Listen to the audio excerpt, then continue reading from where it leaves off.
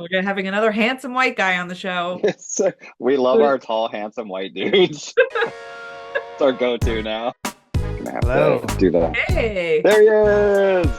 Awesome. Are you Oh, he's excited already now? gone. Oh my goodness, He's he's like, ready. "Oh, see He you is more later." prepared than we are. Well, oh, there you go. I'm jumping in and out. I didn't. I thought you meant go now, but So get the hell out, Matt. We got a yeah, job to do. I'm just trying to get in the mood for this. I know you guys banters. We do, yeah. We're a little boisterous. Gotta play to our one member audience. That is Yeah. Clint Margrave, Yeah. poet Clint Margrave. And my Nice. mom. All right, should we get started, Kate? Should we Yes, well, get this going? I mean, Ball rolling? we need to talk about a couple of things though, real quick. Oh Like, yeah, sure. because the last time we had a show was right before the Yeah. election. So Oh, was we it? should acknowledge that we are on the other side of Trump winning. Uh, We are. we're like, since we talked last, it's been like, what, like the slowest alien invasion we've ever had. Uh, yeah. Yeah, and like you said, the longest winter break ever. I don't And know why it felt so much longer this round. well, yeah, and I mean, I spend a lot of time with my kids, like way too much time with my kids. And Yeah. I was like at one point found myself, I was reading, like I was cooking and I had like a piece of like a form or something one of my kids had me read for Mhm. school. And I was like reading it. And then as I was like going down, I started scrolling the form with my finger. So I was like, oh my God, you are scrolling a piece Nice of paper. to I need to go. get on the internet real quick. Like check and see what the poets are doing. So I like went on to Ah, see what the poets are doing, and they're never doing they're not anything good, good. They're Michael. they're up to no good. There was one poet that was like asking about a book that they wanted to read, and they were getting like people's opinions on it. And then they Yeah. were like, okay, well, I'll read it, but if I don't like it, I'll just take a classic poetry cleanse afterwards. And I was like, oh God. And then another poet was like asking for money to pay his bills. So I was just like, yeah, I think I could go Not back to my bad. kids for another day. Glad to Well, be back. yeah, yeah, I am excited to be back. So we haven't even announced who we're interviewing, but I'm so Right. It's excited. an So this is awesome. it This is is like gonna the be best way to wonderful. kick off the new year. I'm so It excited. really is. Yeah, we take great pleasure in interviewing poets that are much better than us. Mhm. So this is like one of the joys I have in my life. All right, let's get the show on the road. Welcome to Table for Deuce, where we shoot the shit about all things lit. With me, of course, as always, is Kate Hanson Foster. Kate is the co-founder of Table for Deuce, the co-editor of The Seat Poetry and Reviews. Her books include Midriff and Crow Funeral, two fantastic books, but don't take my word for it. Take the word of this random person on Goodreads who expressed it very eloquently by saying, quote, now this is a real quote too. Foster shows clear mastery of subtle emotions, nothing at all too obvious, but still impactful all the same. It truly felt like a window into someone else's life, intimate and ever moving. It's a beautiful praise. And also, you should buy the books. And in the immortal words of Kate's absolutely iconic daughter, quote, buy her book, she's desperate. Love that quote. It makes me so happy. I rewatched it a couple times last night. So good. This is my mother, Kate Hanson Foster. Buy her book, she's desperate. No Uh, one can roast you like your own children. Thank you. That was really nice. Yeah. Well, yeah, I'm here with Michael Schmeltzer, award-winning poet, editor. He has a whole life outside of Table for Deuce, unlike myself. But it does always delight me when I can read or like give you a roasty bio and have it be 100% true. So you were just talking about how you're not getting any sleep, you're spending so much time with the kids, and people don't know this, but Michael just recently became a father for the third time. Uh, he's Oh, the yeah. father of a reborn avatar baby, a 20 Oh, and a half inch blue silicone baby that can be bathed. It has a newborn scent. It's marked for children age 3 and up. Oh my gosh, I should have brought it down. It's amazing. We're gonna post the picture of the fake birth announcement I had. Like Well, it's so nobody good. knows this. Even I didn't know this. You sent the picture of Yeah. the baby, and you're like, "Look what I got." And I'm like, congratulations. But Yes, thank also, you. obviously, I had to Google and find the baby, which I did, which is why I know all the Amazing. information about it. But Yeah. what I didn't know is that there is an actual like post Avatar film depression thing that people from the 2009 film Avatar feel when they discover that the planet of Pandora or whatever is a fictional place. So, It's you we held off watching the movie so long. I'm like, why is this getting so much hype? There's no way it's that good. We just pushed it off and pushed it off. We finally watched the first one. It was mid. It was like right in the middle. A good solid 5 out of 10. I'm like, what were people freaking out about? I don't know, man. But now I have my own Avatar baby, so thanks thank to my you so youngest. Yeah, Sophie just trolls me with gifts. Like she has decided to like troll me up and down now. So it's I all love good her. though. It's wonderful. She's Mhm. a she's a truly fantastic roaster. But let's get on to the non-roasty, the good parts of the show. Yes. I am very excited to welcome uh, one of my favorite poets in Washington State and just overall one of my favorite poets, Matthew Nienow. Matthew Nienow is the author of two collections with Alice James' book, House of Water, which came out in 2016, and the very soon forthcoming If Nothing, which comes out January 21st, I believe. His work has appeared in Gulf Coast, New England Review, Ploughshares, and Poetry, and has been recognized with fellowships from the Poetry Foundation, the National Endowment for the Arts, and the Artist Trust. He lives in Port Townsend, Washington, with his wife and sons, where he works as a mental health counselor. Everyone, please welcome Matthew Nienow to the show. Thanks for having me. It's good to be here. Hey, welcome, Matt. I am so excited. Like I said, I have known your work for a little bit now, and like me and my friend Megan talk about House of Water.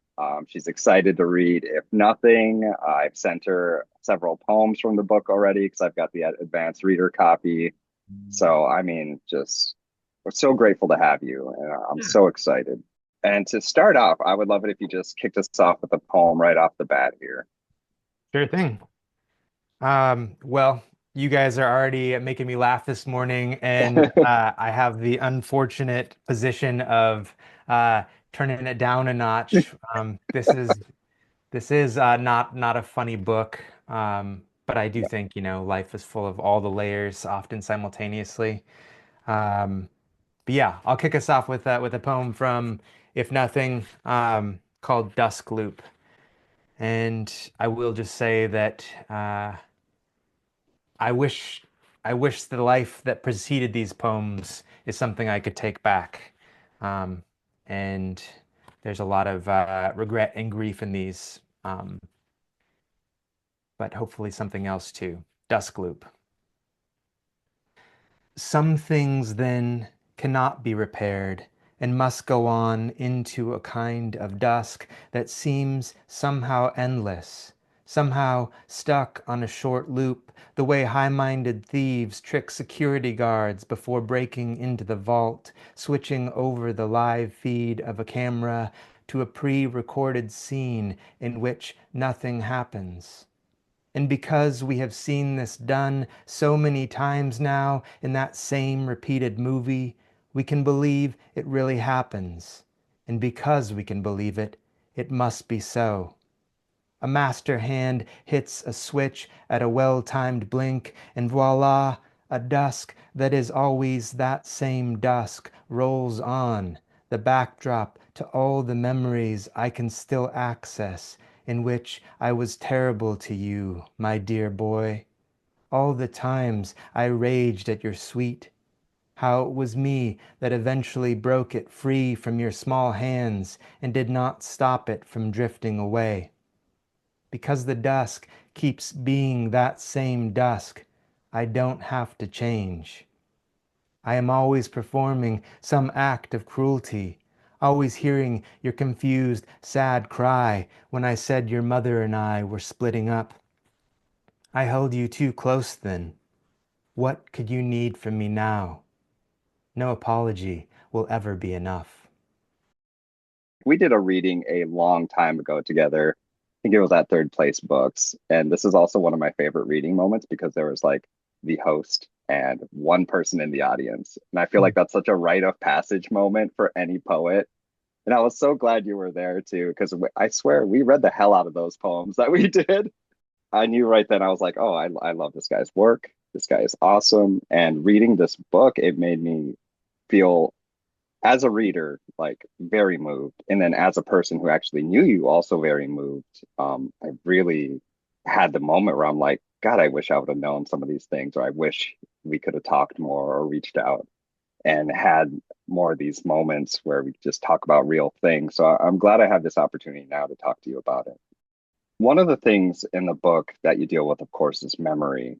You know, there's a lot of regret, like you said, a lot of grief, and something else, kind of a reaching towards a more hopeful future and recovery and things like that. How has your relationship with time changed from, let's say, your first book to this book? I think there's a certain kind of interesting, like, repetition that can occur with certain kind of traumas or certain kind of regrets and guilt and shame that occurs. So I'm just wondering if you've noticed, do you find yourself caught in thinking about the past or things you've done, and how do you kind of push past that both as a poet? Like, how do you evolve in your writing and how do you evolve as a person? Yeah, that's a really interesting question. And I think that, yeah, both those layers are important for me evolving as a person and as a poet. And I think they happened somewhat, I mean, I wouldn't say simultaneously, but they were interwoven in the process of writing these poems and a lot of poems that didn't make it into the book.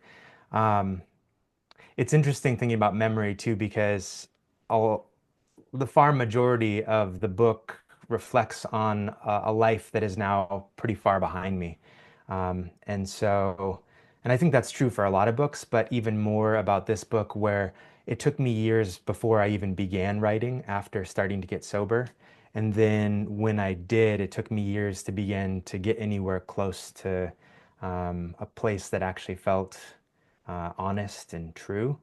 There was a going back and going back and going back more than I think I've experienced in earlier eras of writing.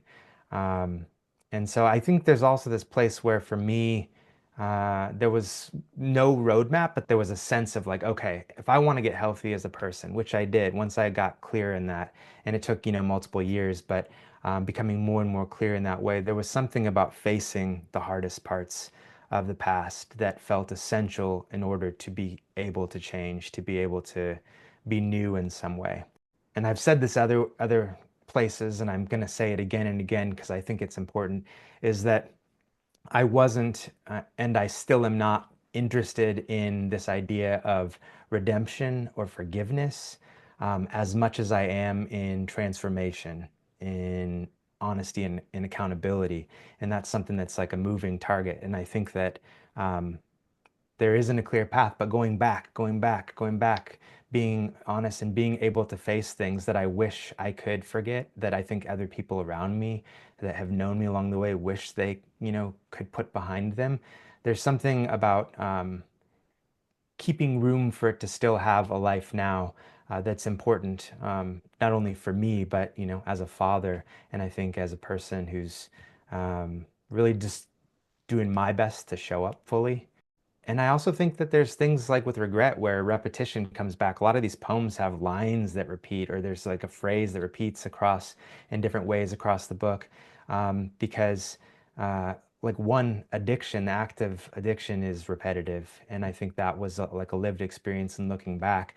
And then the other part is regret, just like it doesn't go away. My relationship with a lot of these things has changed, but it still comes up a lot of days. And, um, yeah, so I don't know, the poems had to do that too. And I think it arrived maybe organically, and then I became more aware of it over time and tried to pay attention to that. In response to this poem, it was making me think about one thing that I feel like we all have in common is that we're all parents and we're all sort of in the middle of our lives. And I know for me, I had an experience, yeah, similar experience in the sense of becoming a mother felt very much like a little bit of a redefinition of my voice and like my poetic self. And just reading this particular poem, I loved the line, I'm always performing some act of cruelty. Like that word performing felt so purposeful in the sense of like your view of yourself as a man, and kind of like this sort of stormy temperament and things that come are sort of expected or at least accepted in men. And I'm wondering if, in your reckoning or at what point that you had this, shift in with yourself and your writing, did you feel that your writing changed, that your voice did change, that like the way you approached poetry was different as a father? Yeah, that's an interesting question. I mean, I think there inevitably was a shift, and I became a father young. My boys are like 12 and 15, but I was a dad by my mid 20s, and yeah, I think that, I had a lot of core elements that are still true, but they got really clouded and hidden with addiction as it ramped up. It was like, okay, it was there, but it became worse and worse over time in different ways. And so my kind of presence and my, dedication to my children was there, but it was only there in part, because I was more devoted to addiction, definitely in the later stages of, when things started to get really bad. I think there was a place where I was experiencing so much like overwhelm, anxiety, and shame about how my life was looking, and I was trying to manage that with substances in a lot of ways. So I wasn't willing to be honest about what was actually happening or how I actually was doing. It was too painful to be, yeah, it's straightforward about it. And I think that in the first stages of becoming sober, it was still so raw. It was so like impossible to be honest about what I had been doing and how I had, been acting, to acknowledge the whole picture, not just that, like, yeah, I'm good in some ways and I'm really doing some damage in a lot of other ways. And so when I finally got strong enough to start really facing it, that was a big shift, not only in my relationship with myself, but in writing poems too. And there's a layer under that. I think like even though I didn't start writing for external validation, somewhere along the way as I began to try to publish, I really had that tricky relationship where uh, if a poem was accepted, I was like, oh, this is a good poem. And if it was rejected, I was like, it's terrible, And then I could feel good about myself if something was externally validated. And when I quit drinking, like I didn't write for a couple of years, and um, when I started writing again, it was so slow going, and I didn't send stuff out for a long time. And when I did, it was lots of rejection. And so I developed this sense of like, if I'm going to do this, I want to actually find what my joy or my passion in it is. And so I stayed with the poems a lot more, and I've been able to kind of do that in a bigger way that is like, if a poem's mysterious to me or if it's still interesting, like that's a win far more than if it finds a home in a magazine or something like that. So my writing process really has shifted in that way. And I think it echoes in how I show up with my family too. Um, that like if something feels right, if it's in alignment, if it's like, true in that way that I mean to be in the world, that's what I'm aiming for, rather than someone from the outside saying, hey, that's good work, or good job, you're a good dad, or whatever, like that's not as important at this moment. So I get a lot of like not necessarily in your writing style per se, but just in some of the core concerns of your work here. I get a lot of Lee Young Lee, like a very deep reckoning with the self and what it means to exist on much more than just an individual level, but like you were talking about, like how it affects around you, and writing not for external validation, but what it puts out within yourself and what it puts out into the world. Like, um, do you like you were saying, are you a fan of Lee Young Lee for one? I want to know because I love Lee Young Lee, so I'm like kind of obsessed. So, like his book of interviews I've read before, and it sounds much like what you're saying too. I love this idea that for someone who is so recognized as you, I mean, you've won a lot of wonderful grants and awards and things like that in publications, but I love what you're saying about that is kind of just, it's kind of like puff. It's just the fluffy things of writing when it really comes down to it. So I just wanted to call out the fact that I really respect your values when it comes to why you're writing and things like that. I just love that. And who are some poets that you have been inspired by or that you kind of use as your guiding posts? Yeah, first I gotta say I absolutely love Li Young Lee and the early books. Mm, Rose is just one of my all-time favorites. I mean, I I think there's so many books in there, and I love like the writing about family in a certain way with some mm, of those, like his poems about particularly his father. There's, a handful that I think are just so tender and intimate, and they kind of suggest a relationship that was tender and intimate in some ways, but not fully available emotionally, is just from my outside sense. But that Li Young Lee was able to touch those places that I think a lot of people have a hard time getting close to. I read pretty voraciously over time, and I'm, both collections and in magazines.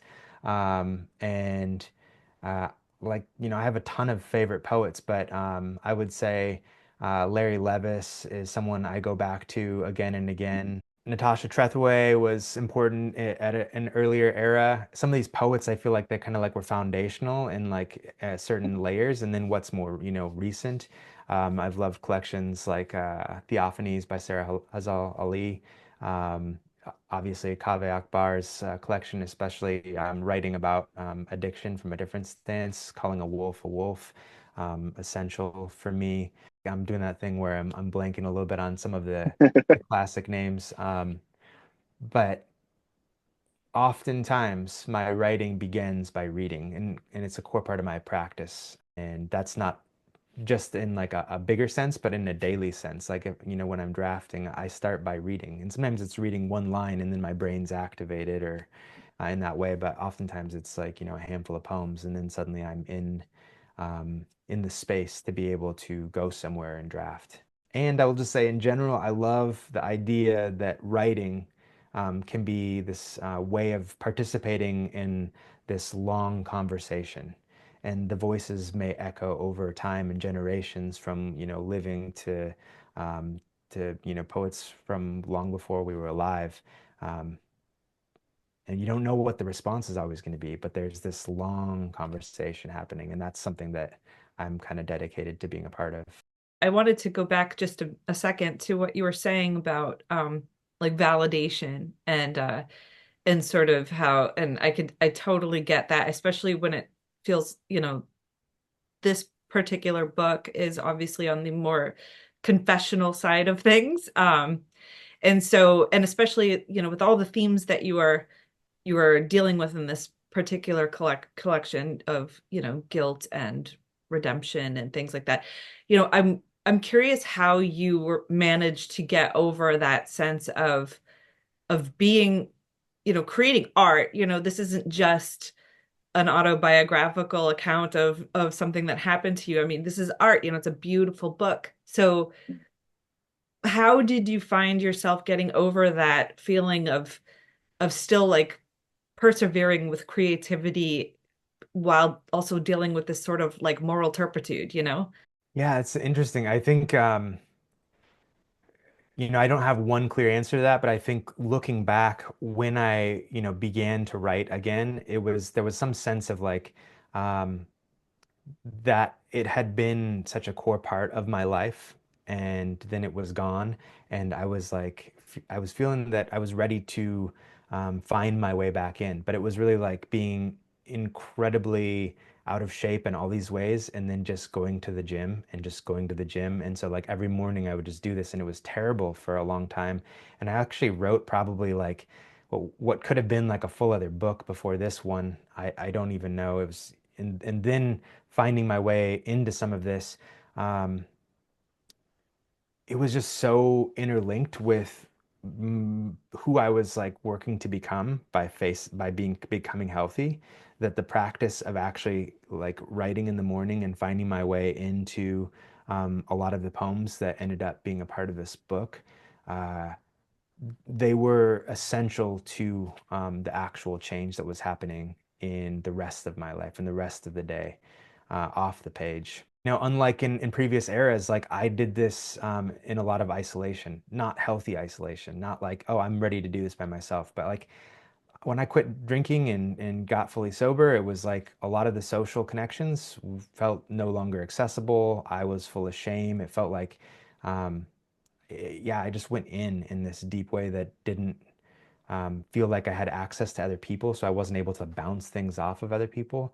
And it was really this, you know, like just dedication to trying. It wasn't really until that I actually became pretty solid as like as a person that I was able to then go into these poems and maybe take care of them more deeply as poems. There's something about actually being ready by having done the work on all these other layers. Mm. Um, yeah, and you bring up interesting points. Like there are autobiographical elements, and yet I think that even with a lot of this, like I still feel that poems are not facts, and that they often get to truth by, um, telling lies in some ways, or wearing the mask of persona, or doing something else. And it's not deception. It's like this magic trick that, poetry can do to get to a deeper truth, a universal truth. And so for people who know me, this book has strong echoes and sometimes like feels exactly like life. And for me, for the most part, there's still elements of, that slight, haze of like, whether it's memory or a dream life or a consideration of some, element that's not a factual recording of the past. It's a challenging book for me to still be with now, even though like I said, it feels like pretty far back at this point. Um, it's it's painful, and yet I believe there's some element that's important about like continuing to keep it alive. Like I was saying earlier, not to just say I've changed. This is in the past. Let's talk about new things. Um, I don't think that we're very good as a culture about talking about some of this. You get small pockets of people who can face it, but overall, um, there's not a great discourse, I think, especially by men, about talking about like the actual impacts of how they move through the world. It's funny, we were talking about this before you jumped in Mhm. on the Zoom. We were talking a lot about the concept of shame and I hear what you're saying, and I agree with you 100% that the best poems have a little lie in them somewhere that's not so it's not so 100% autobiographical, and that's where the magic is with the poems. But um, and I agree with you. There are not a lot of people writing in the way that you are. And we were talking before you jumped on about the concept of shame. And and I think the concept of finding the truth in yourself and in your writing.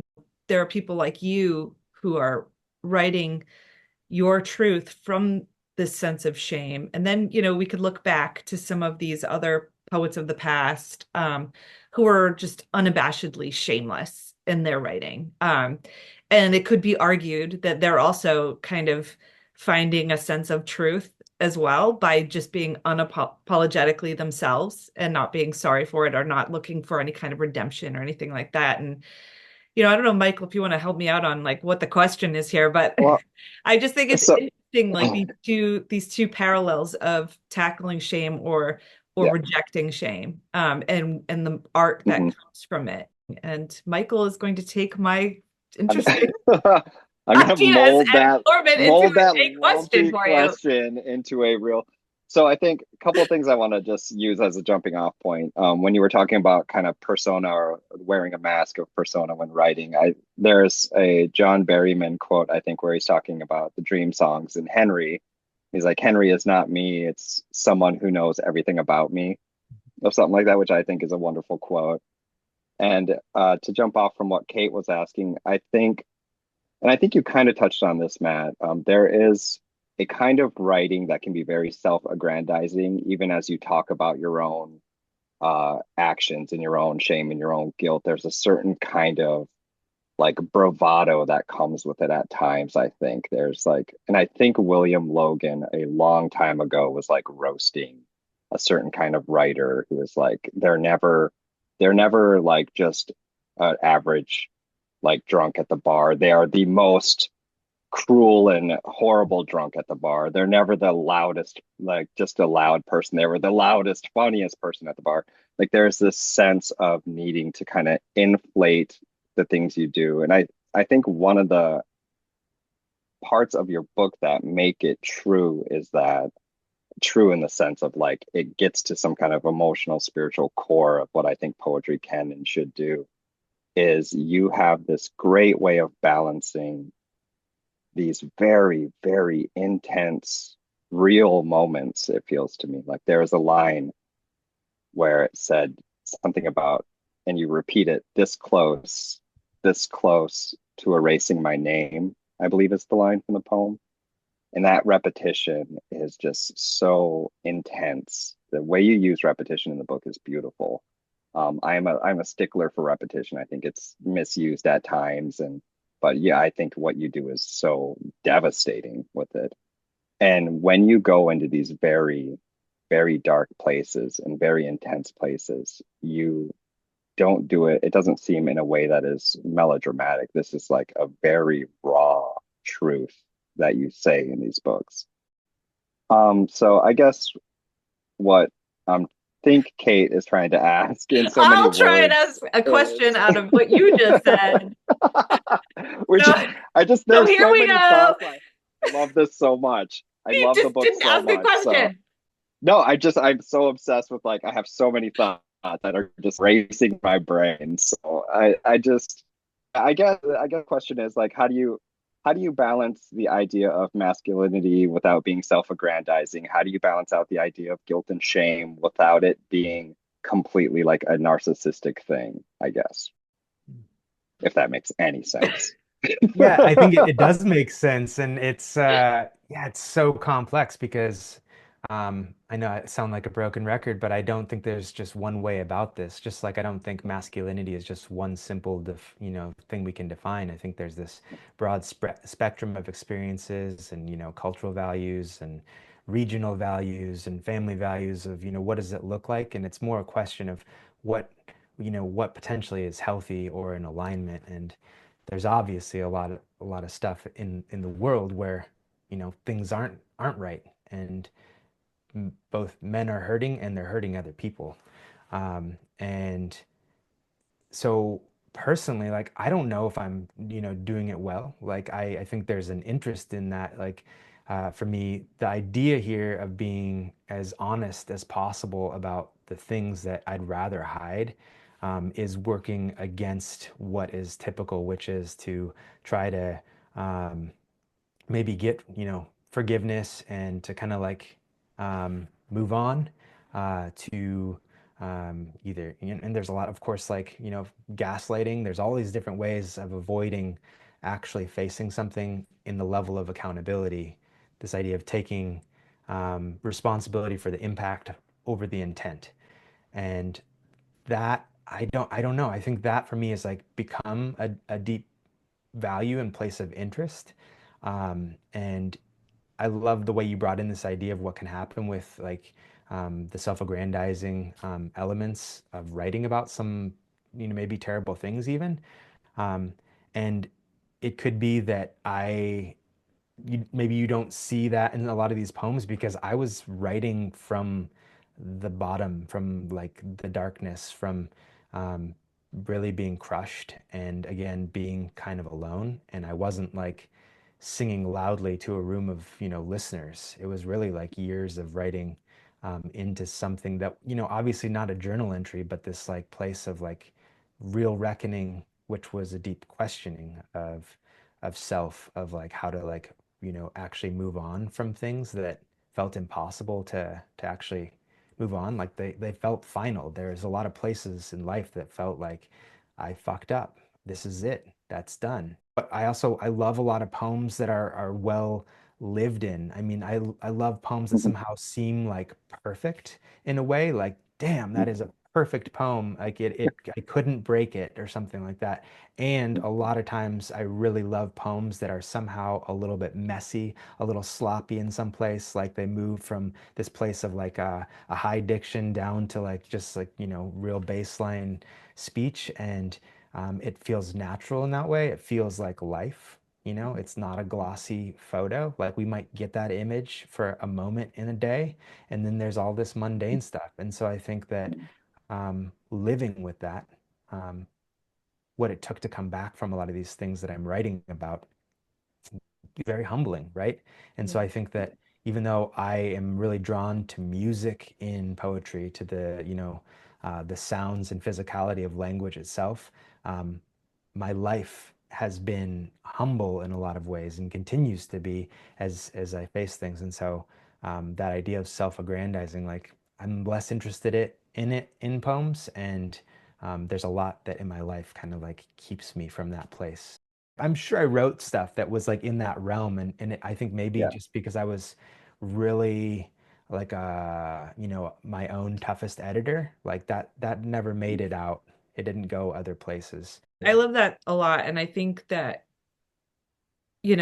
we've been sort of conditioned as writers and consumers of art and poetry and stuff to think that, the real creativity happens when the constraints of shame or any kind of moral accountability are stripped away and you just go for it. And there's something so exciting to me about your book and this idea that like good work coming from this other place.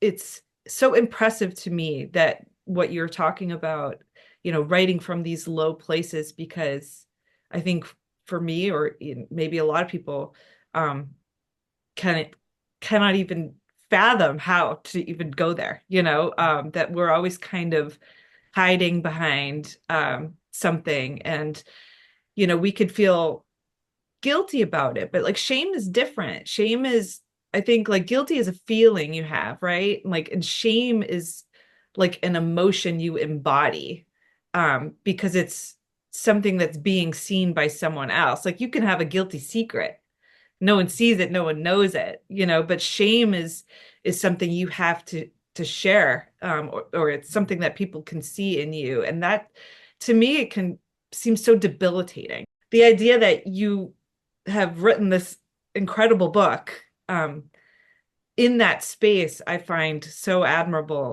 Shame has been called the death impulse. It's often like described as like the lowest like of human emotions, and not just kind of like in a sense of judgment, but if we think about like you know, like it's not moving. It's at like that very um that the lowest of all places. And I think you're right, it is different than guilt.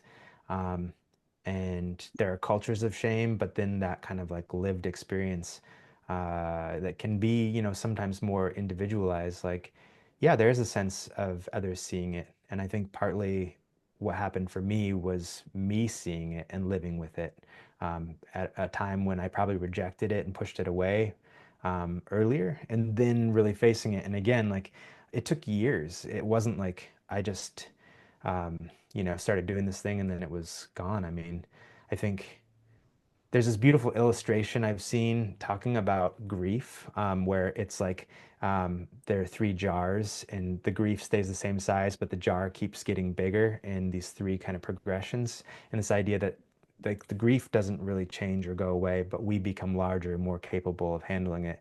And I think it's the same for me with shame, where it's still there because it's the evidence that I was living in a way that was so counter to all of my core values, to everything that I claim and know and believe is important.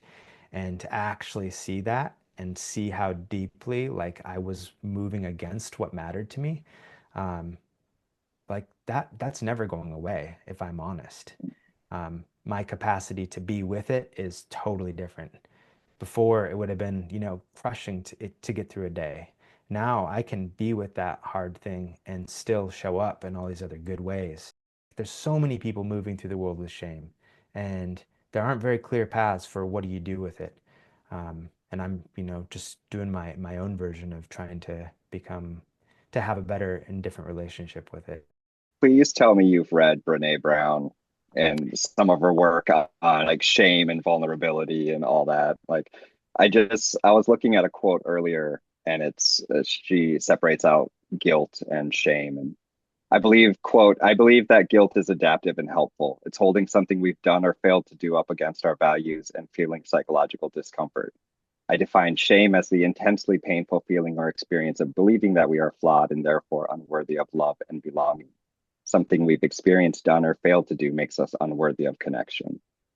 So, like all this talk, like if you haven't read Brene Brown's work, like I am I am such a big advocate of how she kind of defines some of these things and how she is able to talk about it and face it and what we should do with it as human beings and create deeper connections and more genuine connections. I would love it if you read another poem and then we'll have a couple more questions for you. Sure, sure, sure. Yeah, and I love Brene Brown. I've read some of her work, but also seen Yeah. her give amazing talks. Yeah. So, yeah, that's I think a helpful distinction between guilt and shame. I think I'll read a poem called An Echo. Let's see.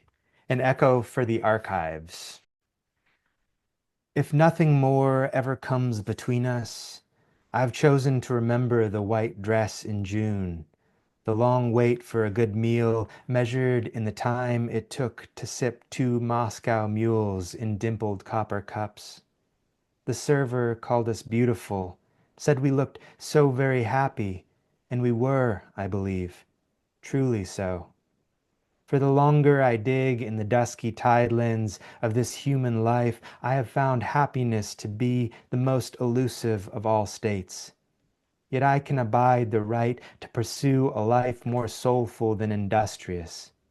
It seems the most human decree, in fact, to champion the chase of such momentary pleasure as dining with a lover who looks you in the eye with pure acceptance of your flaws, who seems to see them and not care that they are large, who wants you anyway for all the good that glows beyond your sin, who knows, even then, before your order is taken down, as a dumb hope dulls the mind, that it cannot last, this youthful errand, however canny in its aim.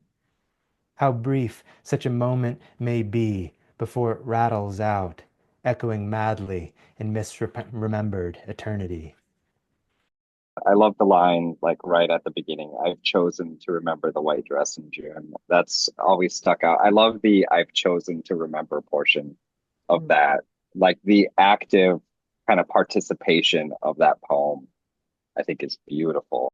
I love the last line, Yeah. echoing madly in misremembered eternity, like misremembered. And that's so real and so true. That's just like, especially when it comes to alcohol and things like that, that's like, that's all you have is every time looking back on it and misremembering it probably every single time. And then, it's like an endless echo that might always kind of be changing in how you reflect back on it. Yeah, I mean, there's a thing too, like I think that every time we access a memory, we alter it in some way. There's, Mhm. some actual, neurological function there. Yeah. Um, but yeah, what we think is like how we each remember what happened too is it's so subjective and different, even if we're in the same room and in that same moment, how we see it. So I think there is a element of um, misremembering and also like trying to choose what to remember. And I'm not sure if you just mentioned this earlier or mentioned, I think I read it in an interview. You were a musician before. Were you, what did you play? What did you do? Yeah, I mean, I was a musician before I was ever a poet. I, started playing instruments young, but when I started playing guitar uh, at 14, I started writing songs the same day. And I, for many years, was just playing music for, 4 to 6 hours a day and writing songs. And I still write songs. I've got, thousands and thousands of drafts. And I play a bunch of instruments, guitar, mandolin, bass, a little piano, sometimes banjo, lots of singing. Um, and in earlier eras used to play shows and sometimes in bands, sometimes solo. Um, but in the last few years, it's more just, little bits by myself. Um, I'm curious what the next chapter will be. Um, but I love playing, and yeah, and writing songs too. You were mentioning too about musicality, and since we're talking about Mhm. music, do you find that, you know, coming from musical roots, that that plays a part in your writing at all? Yeah, I think it does. And for me, it's much more in this like felt sense and intuitive place, but I'm often drawn by the music of what's happening. Like when I'm in the experience of writing a poem, I am propelled often by the sounds of the language, the feel of the language, and the muscularity. And I think that for me, at least how I see it or perceive it is sometimes when we're talking about truth or like the emotional truth or the experience of the poem, uh, the way it sounds is a driver and even a carrier of that truth. It's not necessarily just the words themselves, it's how they sound and feel when we say them or read them, particularly out loud. Um, and yeah, it's often how I hear my way through and into a poem. Isn't just thinking about, okay, what's next? Or like, oh, I sense this. It's kind of, when it's right, it's um, you know, the musicality is a core part of what I think I'm up to. So when they talk about rappers and things like that, they talk about like MCs having flow.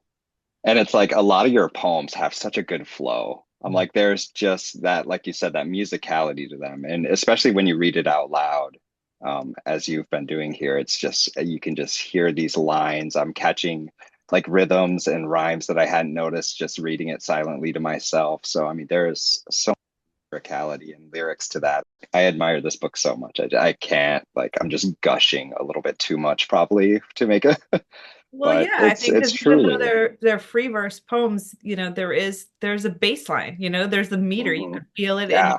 in how you read it. My love for music and my love for poetry are so different, but and I think like when we say um a poem like that we could hear the musicality or something in a poem.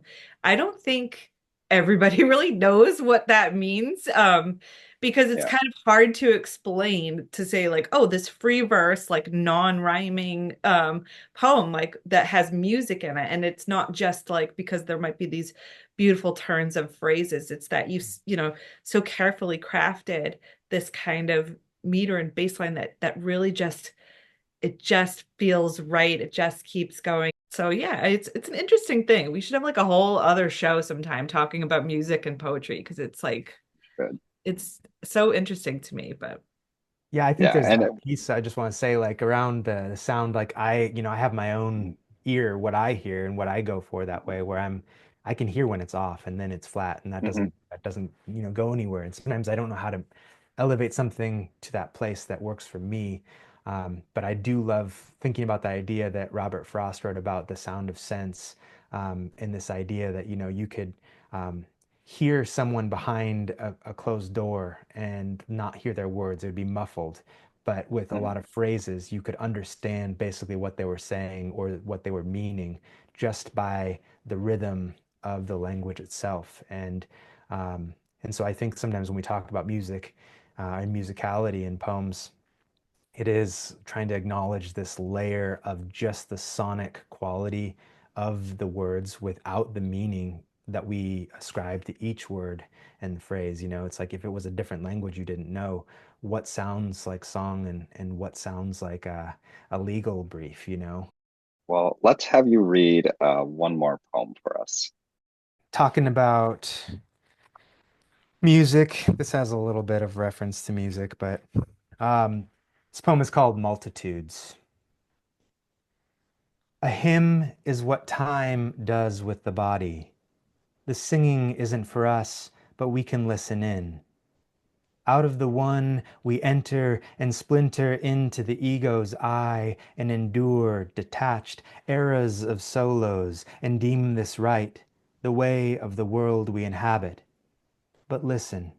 And I don't mean to the words, but what is under the words and beyond the sound.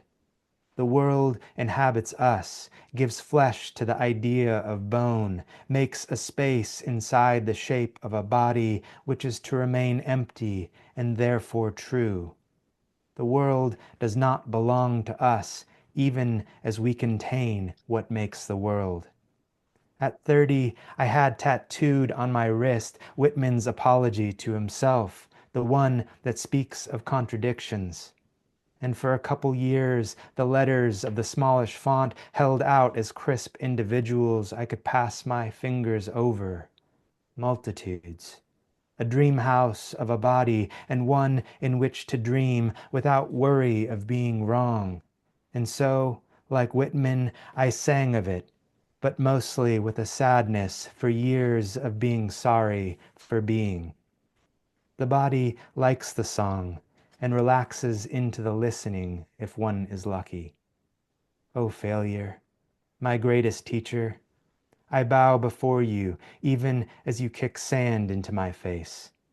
I'm to remain at your feet as the letters wash into themselves, as the words become unreadable, and only then, perhaps, briefly understood. The body goes. It was nothing personal. So I get a sense of like almost like kind of these contradictory, almost like Buddhist type of notions. This a lot of emptying, a lot of nothing, this idea of kind of absence here and there. Like, yeah. And you talk a lot about like practice. That's like a word that I've seen in interviews or whatnot from you. Is there much of a, and I don't mean in any kind of religious sense, but like a spiritual practice that you have with your poems or when you're writing? Is there like that sense of almost, and I think you've talked about it before, almost like prayer in some ways when you're writing? Yeah, I think it is interesting. I mean, and I grew up in a religious family and I went to church and I am, have some religious wounds. I'm not religious at this point, but I would say I'm interested in spirit and I believe in great mystery. And I think that the closest I am often to that mystery or in a sense of spirit of what's, beyond us, um, that happens often when I'm writing and reading poems. I know a lot of writers talk about this, but I would say for me, showing up to write, often in the drafting space, is priming um, the elements of me that can then be available to whatever the poem is. And so that means a lot of showing up and it not happening, but being ready when it does happen versus this idea of just like, oh, I'm inspired and I'm going to go write this thing. Like, I don't really like that way of kind of, coming at writing.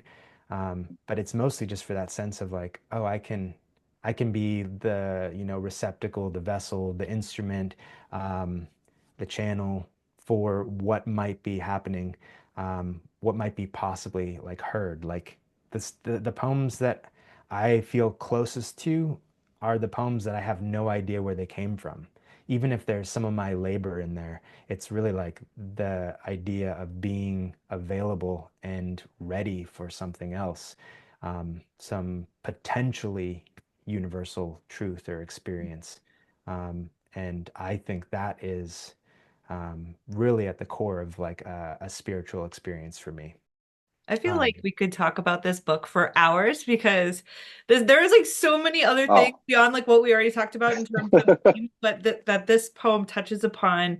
And that line, "The world inhabits us, gives flesh to the idea of bone, makes a space inside the shape of the body." Like there's something cellular, like getting down to like the cellular self or something that, and especially in your other, like there's so much nature and water and trees and you know, that it feels just getting to the like down to the basic elemental parts of ourselves. There's so much that is going on thematically in this book, and this is such a huge part of it that I could talk about all day. But I'm curious about, how what nature and these sort of, elemental things in your life, how that played a role in integrating with the other themes of guilt and accountability and shame and that kind of stuff. Is there any connection there, or is it just kind of landscape? I mean, I think it's far more than landscape. So I appreciate you kind of presenting the possibility for considering this. For me, there is, I think, the poem that I was just reading, is talking about something that's like, the body is temporary. But what I also believe is that, we're elements of all these other things, right? And our bodies go back to the earth. And even if we can't explain what happens to spirit or our personalities or emotions or all these different things, so much of what makes us, you know, and our lives possible are, we can't truly separate from the world around us. We think we can. Oftentimes, as ego, that place of like, it's like, oh, I exist. I have this other line. I have all these like, tattoos of poetry lines, but one of my favorites is from Joshua Poteet that says, "Nothing in this world is ours."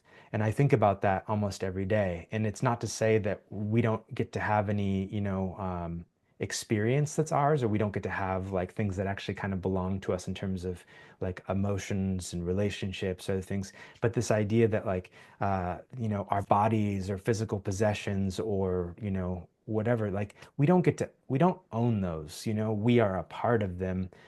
We get to participate. And so I think for me, like I live in the woods and I'm next to the sea. And so it's a part of my living and moving through the world and what I love. But one of the things that I think relates to your question is that I'm regularly in a daily way reminded that uh, nothing is ours. We get to participate in it. We get to be a part of it. What we are is something that is much more universal than we often acknowledge. Um, and so it shows up in the poems a lot because I think, that's where I'm learning, and in shame, there's a lot of hiding. And I, as I'm in the woods, sometimes like hiding out was also like the things I was with were not people. They were, trees and a field and the wind and birds and my dogs. And it was, lonely, but I was, learning by being in that kind of space, in that environment. But the word that comes to mind when I like think of these answers that you've given us in the poems is intentionality.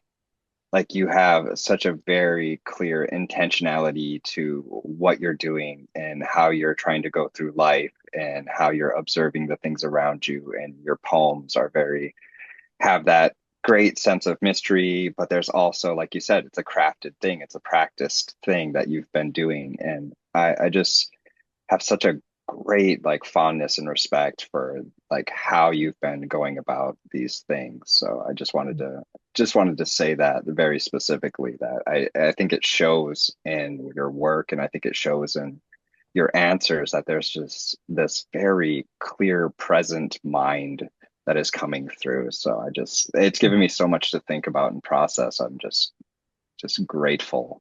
Matt, so thank you so much for reading your poems. I am very much looking forward to. I know you're coming down to my neck of the woods to do a reading here at the end of January, so I'm gonna do everything I can to make it there and see you and Rick read some poems. But it's been such a pleasure listening to you.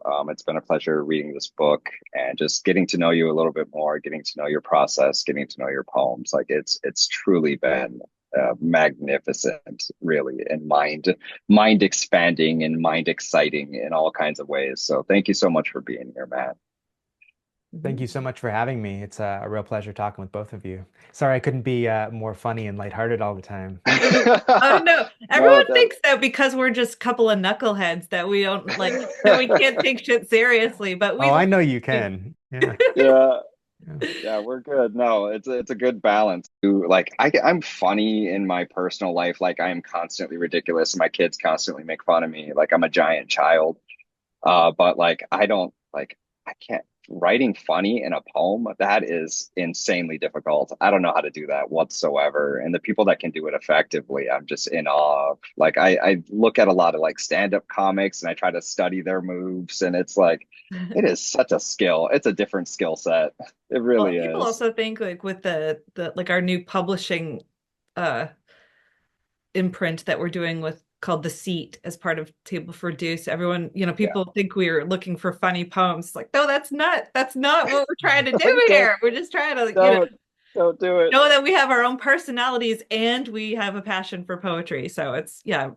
being silly is not a requirement. Like you were saying, Matt, it's like there are these deep things, and like ever since like I was little, it's kind of the reaction, right? It's kind of the defense mechanism to vulnerability, and talking about these real things is you just kind of react in a goofy manner. So despite the fact that me and Kate are ridiculous, like we do like have the utmost respect for these topics and what you're saying, and we take it to heart, and it does change us by reading it too. So Yeah. truly thank you for that. And I'm really looking forward. We got readers' copies, but I'm looking forward to getting Yes. copy of If Nothing. And the copy I have doesn't even have the correct photo because it's a reader's copy, so I won't show it. Yeah. But I'll edit it in, and that it is officially out. Was it January 21st? I believe so. It's either the 14th or the 21st. It's coming out. There's some copies in bookstores. It's shipping some places already, so now's the time. Woohoo. All right, so everybody, once again, it's the title of the book is If Nothing by Matthew Nienow. Please go order it from Alice James Books. It is a fantastic collection, and feel free to go back and get House of Water, which is also wonderful. You really can't go wrong with a Matthew Nienow poem, so just do yourselves a favor and order these books and give them a read. And so until next time, everybody. Until next time. Toodles. Bye. Donald Hall used to tell like gossipy stories. He described Robert Frost as being like the most like grandiose, like showy poet. He actually like showed up once to a poetry reading in a limo. I'm gonna do that next week. Yeah. With the other Matt next week. I'm gonna show up in oh yeah, Miller. Matt Miller. He's headlining, so I'm showing up in a limo. Yeah, outstage him. Because I know Matt Miller, I think, had reviewed your House of Water previously. So I was like, there's like a cabal of really talented Matts out there writing poetry. We're secretly running the scene.